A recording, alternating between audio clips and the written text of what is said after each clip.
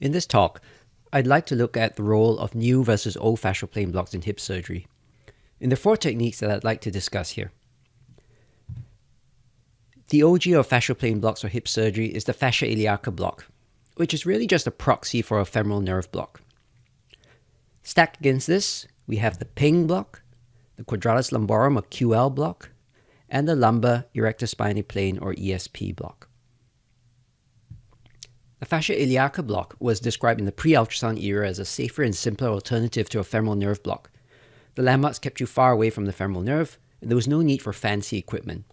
Just a preternatural ability to sense fascial pops through the fascia lata and the fascia iliaca. And the other critical element was an injection of a large volume of local anesthetic with measures to promote rostral or cranial spread into the suprainguinal region. And the fascia iliaca block was initially used in knee surgery, but it was soon realized that with this suprainguinal spread, it was also likely to be an alternative to lumbar plexus block, and that it could thus be used in hip fracture and hip surgery as well. And it's become the block that is most commonly associated with hip pain in many people's minds. I won't spend a lot of time on the technique which I've described elsewhere, but I want to highlight two things regarding ultrasound-guided fascia iliaca or femoral block for hip surgery, as opposed to thigh or knee surgery. And the first is that the needle and injection direction must be aimed cranially.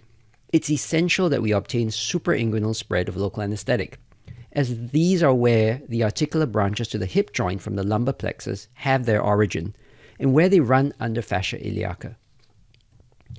This cranial spread will not occur if the needle is inserted lateral to medial in an in-plane, infrainguinal approach to either the femoral nerve or fascia iliaca block.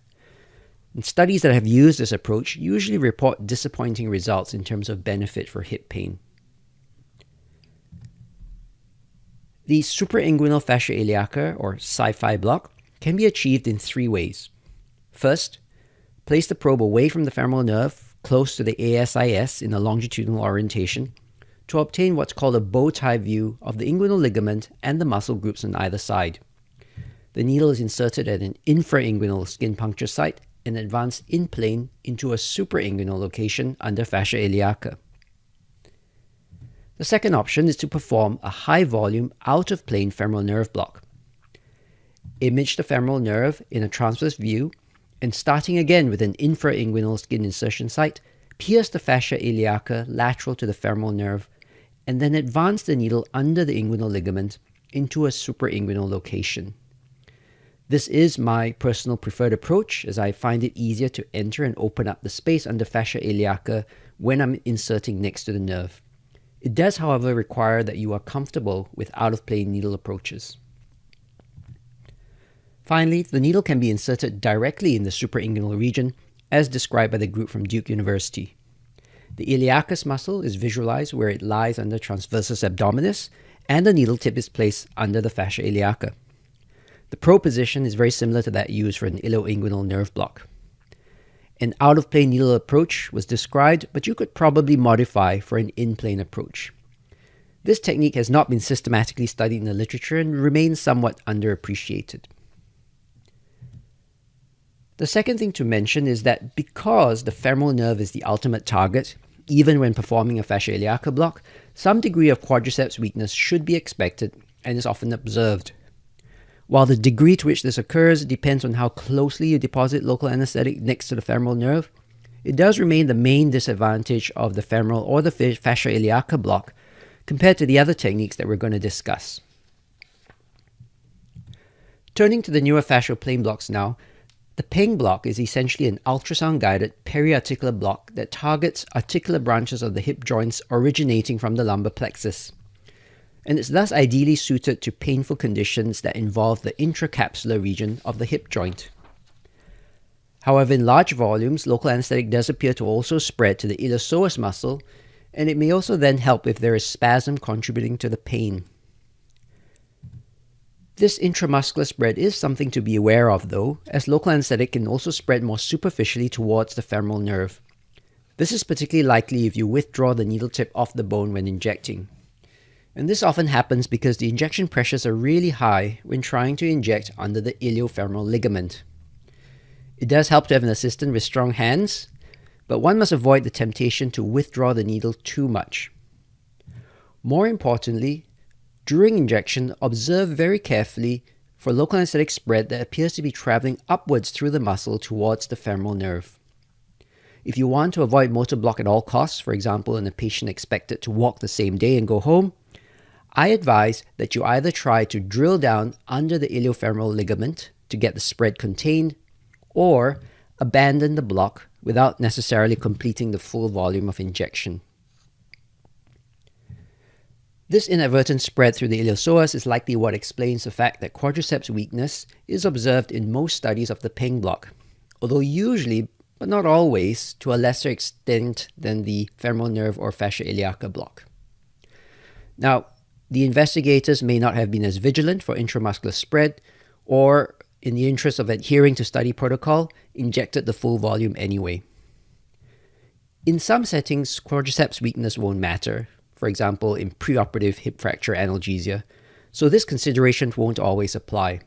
But it's important to be aware that this is a side effect that is somewhat technique dependent and can thus be controlled for to some extent.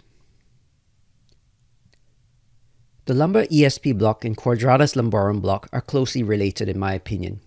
If you look at an anatomical cross-section, you see that the planes where we inject in each of these blocks are really just extensions of each other. These planes are in close vicinity to the lumbar plexus and the lumbar nerve roots, which is where I believe they have their action when it comes to analgesia of the hip. At the same time, it's interesting that both these blocks are used for indications other than hip pain.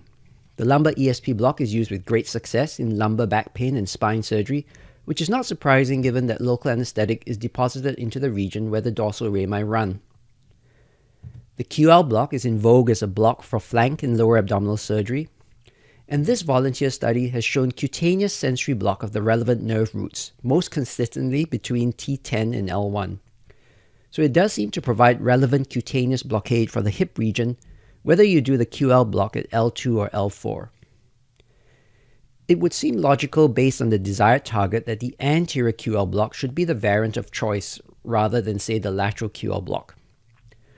What's interesting, though, is that lower limb weakness is rarely reported in both these contexts, even though it would be a significantly undesirable complication.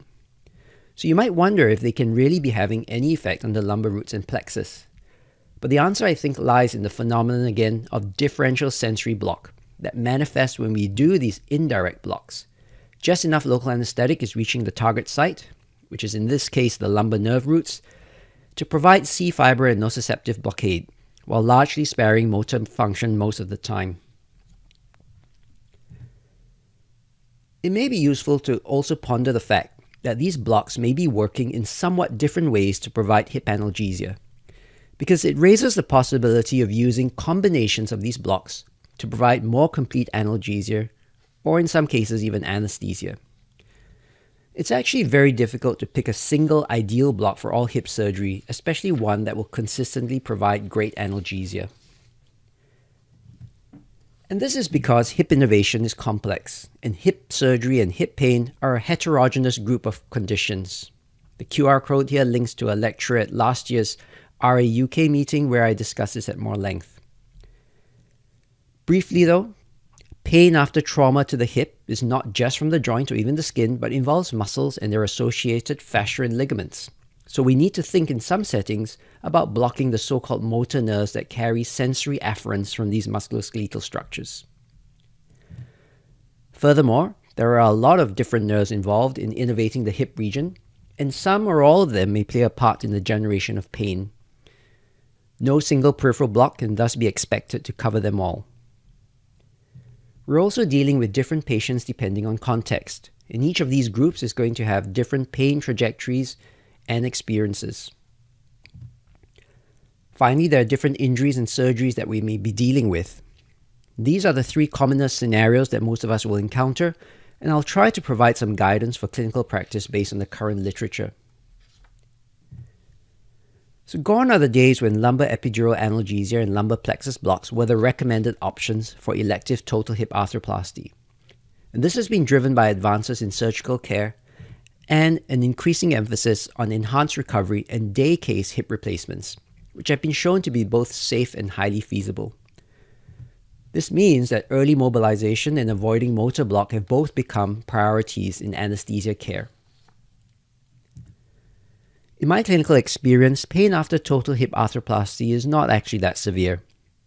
This paper derived the pain trajectories of hip replacement from published studies, and there are two interesting takeaways. First, that spinal anesthesia, the purple lines, appears to result in a superior pain trajectory compared to general anesthesia, even well beyond the effect of the spinal itself. But note too that the average pain scores at most time points with a basic multimodal regimen are well within the accepted range of mild pain, even with general anesthesia.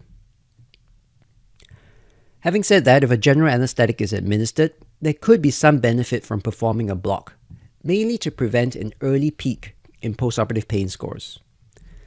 But this peak is transient and appears to also be abolished by using spinal anesthesia and surgical infiltration analgesia. Thus, it appears that the analgesic benefit of any nerve blocks for hip arthroplasty or hip replacement may be limited. On the other hand, the Icarus group, a very distinguished group of experts, strongly recommend that peripheral nerve blocks should be used because the evidence indicates that they reduce the risk of major complications.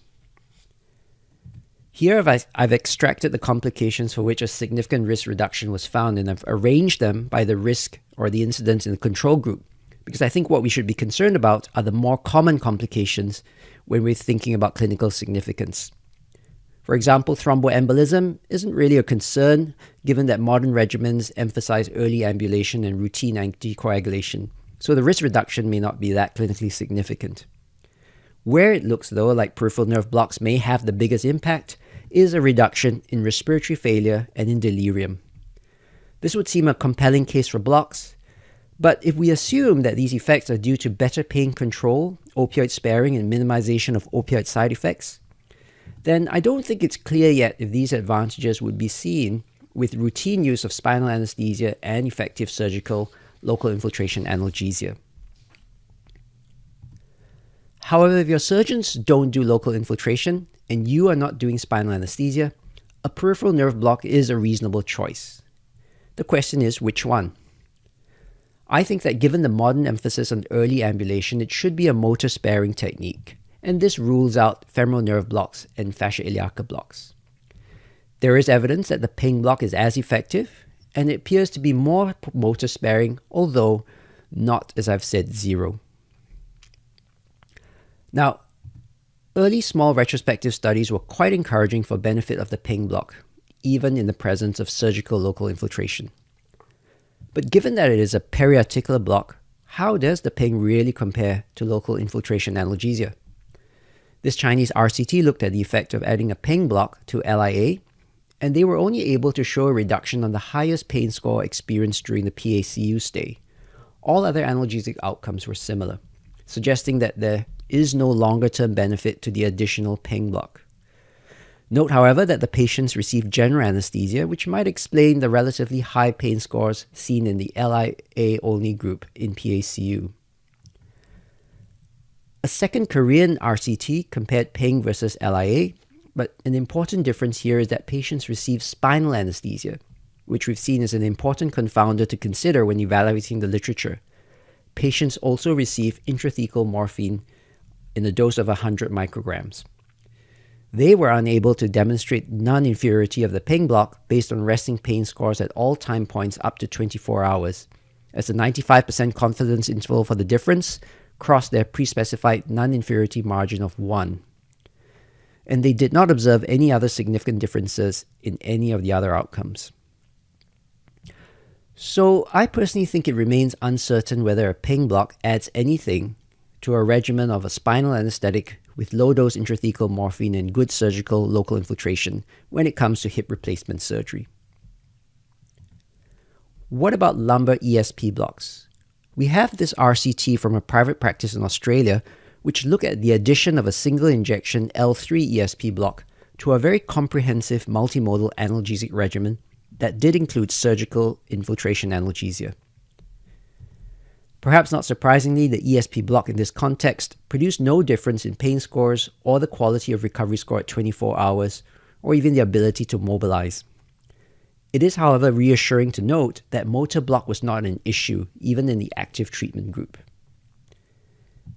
And this lack of motor block with ESP blocks led Ed Mariano's group at Stanford to replace continuous fascia iliaca blocks with ESP blocks as part of their multimodal regimen after total hip replacements in their population of military veterans.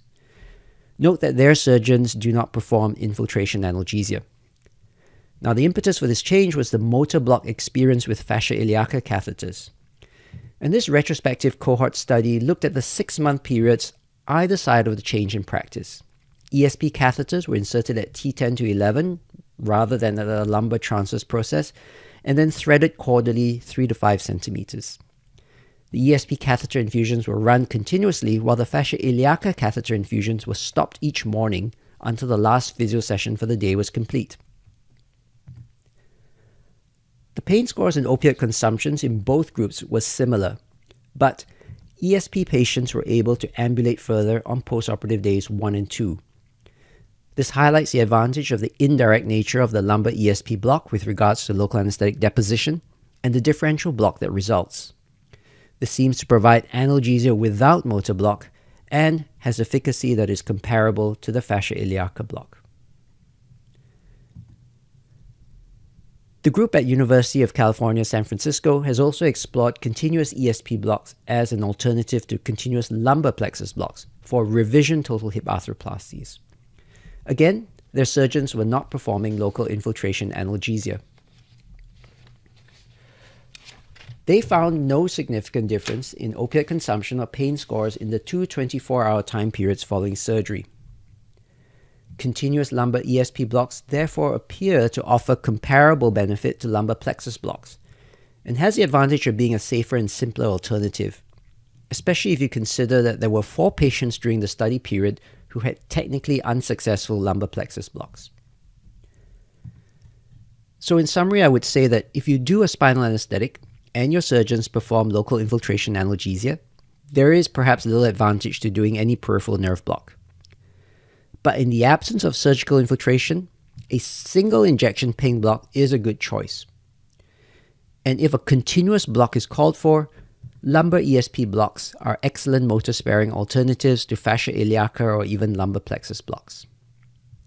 Finally, with regard to the QL block, there is relatively little literature on its use in hip replacements, so it's hard to comment on its place at present. Let's look at hip fracture next. There's no question that blocks will improve analgesia and are valuable adjuncts. However, we do need to distinguish between whether we're doing blocks for preoperative pain relief or for perioperative and postoperative analgesia. The generators of pain and the goals of analgesia are somewhat different, which influences our choice of blocks. What data do we have? Well, it's hard to do an RCT in hip fracture patients, but this group from Brisbane in Australia managed it.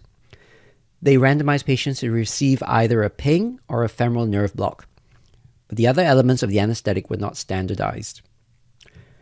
There was better analgesia with the PENG block, as indicated by pain scores 4 hours after surgery in PACU, and as we've already seen, less motor block, although again, still not zero. But note that fewer of the femoral nerve block patients had spinal anesthesia as well as intrathecal morphine, and the longer-term analgesic outcomes were fairly similar. More importantly, the femoral nerve block technique used by the authors may not have been optimal. It was an infrainguinal, in-plane approach to the femoral nerve at the inguinal crease, which I've already said will not provide good suprainguinal spread to the articular branches of the hip. However, because this femoral nerve block will cover the distal femoral nerve branches, this may explain a post-hoc subgroup analysis which showed that the PENG was not superior if we just considered dynamic hip screws and IM femoral nails. The PENG block would not be expected to cover incisional pain through the quads muscles or pain from micromotion at the fracture site with a fixation technique versus replacement. So I think that for pre-op analgesia, mainly because the patient is supine and motor block is irrelevant, you can do either a PENG block or a suprainguinal femoral fascia iliaca block. If there will be a delay in surgery, or if you want to additionally cover postoperative pain, I would consider inserting a catheter. And here my preference is for a femoral fascia iliaca catheter, although PENG catheters have also been described. Now, an out-of-plane femoral catheter can be often kept out of a surgical field unless an anterior hip replacement is performed, and it can thus be retained for postoperative use if necessary. For postoperative analgesia, the considerations are similar, except that we probably want to ambulate the patients within the next postoperative day. Now, the literature on Quadratus lumborum and lumbar ESP blocks in hip fractures is mostly case reports and case series. At this time, I don't really see any advantages to using them in the preoperative phase, although they could have a place for postoperative analgesia, especially if you are already turning the patient lateral to perform a spinal anesthetic. A QL or ESP catheter can be inserted in that position and kept out of the surgical field. The motor sparing that was reported in the studies in hip replacement could be advantageous in promoting postoperative mobilization and rehabilitation, particularly in the more frail patient. Finally, let's look at hip arthroscopy. Pain in this setting is multifactorial, and the contribution of each source will vary between individual patients and procedures. Clearly, there's trauma to the hip capsule and joint, but there's also a lot of muscle and ligamentous stretch and acute pain from fluid extravasation into soft tissues. It's thus a little bit naive to think that one regional anesthesia technique will consistently address all of these potential sources of pain. What does seem to be clear is that a preoperative femoral or fascia iliaca block doesn't routinely provide a huge amount of benefit. This may also be due to the fact that in most of these studies, these were in-plane infrainguinal femoral blocks. The other issue is that quadriceps weakness is an undesirable side effect. However, if there's a lot of postoperative thigh pain and the patient is not expected to weight bear, it could still be a reasonable choice for a postoperative rescue block, and I do know people who would use it for this purpose. We currently do PENG blocks in our hospital, and while they do not provide complete analgesia and work better in some patients than in others, they do seem to provide an overall benefit. And we, along with other groups, are studying this in an RCT. So far, though, there are only 2 small case series for the PENG block in this setting, including its use for rescue analgesia. Note the use of a combination of PENG and femoral nerve blocks by Orozco and colleagues, which may make sense in that it addresses pain from both the joint and the stretch of the quadriceps muscle. The QL block, on the other hand, has been the subject of more investigation, with a couple of retrospective studies suggesting that it provides better analgesia than just systemic analgesics, and is also perhaps better than femoral and fascia iliaca blocks, with less risk of motor weakness and falls. There are now also 3 RCTs in the literature, with results that are somewhat conflicting, however. The first one looked at the addition of an anterior QL block to systemic analgesia alone. And while they reported statistically significant reductions in pain score and opioid use, some might argue that the magnitude of these reductions is modest, especially beyond the PACU period. Note the relatively high PACU pain scores that were observed in the control group. More recently, Sylvia Wilson and colleagues performed a lateral quadratus lumborum block, and despite my personal misgivings as to whether this was the best choice, they too found that patients needed less opioid in the PACU period. Note that this was in addition to a pretty robust multimodal anesthetic incorporating acetaminophen, NSAIDs, gabapentin, and ketamine. However, you could argue that this benefit again isn't truly clinically meaningful, especially if you consider that total perioperative opiate requirements were similar and that all subsequent postoperative pain scores were also similar between groups. This is therefore consistent with a third study from Dr. Stephen Haskins and the group from HSS, which, despite a generous local anesthetic dose with dexamethasone as an additive, did not find any significant difference in analgesia. One notable difference is that all their patients receive a spinal anesthetic rather than a general anesthetic. We've seen that spinal anesthesia is associated with less pain in total hip arthroplasty, and this may represent a similar phenomenon.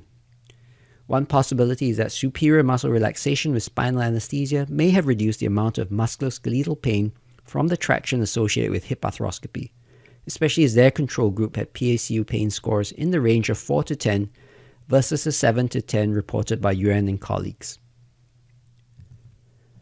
Finally, we have one RCT recently published in which a lumbar ESP block was used. There was a significant improvement in postoperative pain scores for up to 24 hours, but especially notable in the first 9 to 12 hours. However, there was no significant difference in overall opioid consumption, which was relatively low in both groups. Note that like the HSS study, pain scores in the control group were also relatively low. And in this case, this might be due to the fact that traction and surgery times were shorter than in other studies, which may again have resulted in less musculoskeletal pain. To sum up, at this point the evidence indicates that femoral fascia iliaca blocks should probably not be first line. But I think the jury is still out with regard to the optimal fascial plane block for hip arthroscopy, and it may be a while before we get clarity on the issue. One pragmatic approach is to adopt the simplest and safest option as routine, which is probably the PENG block. It might turn out to be the most effective single block to perform, although we will need to see the RCTs. If, however, you encounter severe postoperative pain despite a preoperative PENG block, consider rescue with another technique that targets different pain-generating sites, such as a QL or ESP block, or even a suprainguinal femoral fascia iliaca, depending on where the pain is located and whether the patient is expected to weight bear and ambulate. I'll end with some overly simplistic and probably not very helpful general statements, but I would consider performing one of these fascial plane blocks because they may provide better analgesia and they may impact major outcomes, particularly in hip replacement and hip fracture patients. Note, however, that the evidence does suggest that spinal anesthesia and surgical local infiltration analgesia may be all you need in many cases. In deciding which particular technique to choose, consider the alignment of first the surgical and patient considerations, next your own skills and preferences, also the patient's own values and preferences. Finally, the environment where you practice and the resources available to you will also determine your choice. Ultimately, the newer fascial plane blocks open up many more opportunities in this regard and give us more options, which is never a bad thing to have in anesthesia.